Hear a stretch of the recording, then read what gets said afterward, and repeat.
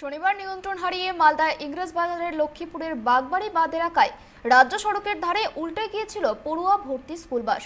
প্রায় ৭০ জন পড়ুয়া ছিল বাসটিতে। আহত হয়েছিল প্রায় ২০ জন পড়ুয়া। তাদের উদ্ধার করে মালদা মেডিকেল কলেজ হাসপাতালে ভর্তি করা হয়। রবিবার মালদা মেডিকেল কলেজ হাসপাতালে চিকিৎসাধীন ক্ষুদে ছাত্রছাত্রীদের দেখতে গেলেন উত্তরবঙ্গ উন্নয়ন, জলপথ ও সেচ দপ্তরের প্রতিমন্ত্রী সাবিনা ইয়াসমিন।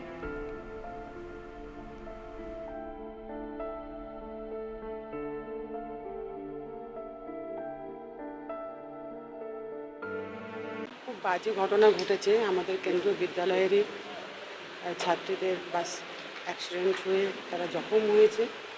যাই হোক, কালকে আমি ছিলাম না, আজকে পৌঁছেছি, আজকে হসপিটালে এসেছি। তাদের দেখলাম খুব কয়েকজনকে আঘাত লেগেছে, হাত হাত ভেঙেছে, মাথায় চোট লেগেছে।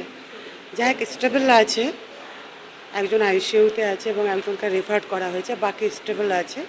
12টার দিকে তাদের এক্স রে এবং সিটি স্ক্যানের রিপোর্ট আসবে, তারপরে হয়তো ঠিকঠাক থাকলে ছেড়ে দেওয়া হবে।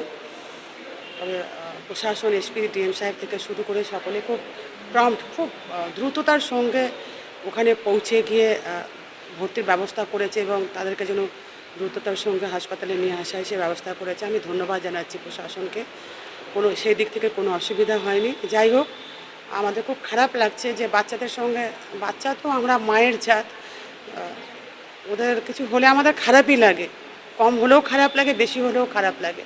যাই হোক, আল্লাহর কাছে, ভগবানের কাছে প্রার্থনা করছি তারা যেন খুব দ্রুততার সঙ্গে সুস্থ হয়ে বাবা মার কাছে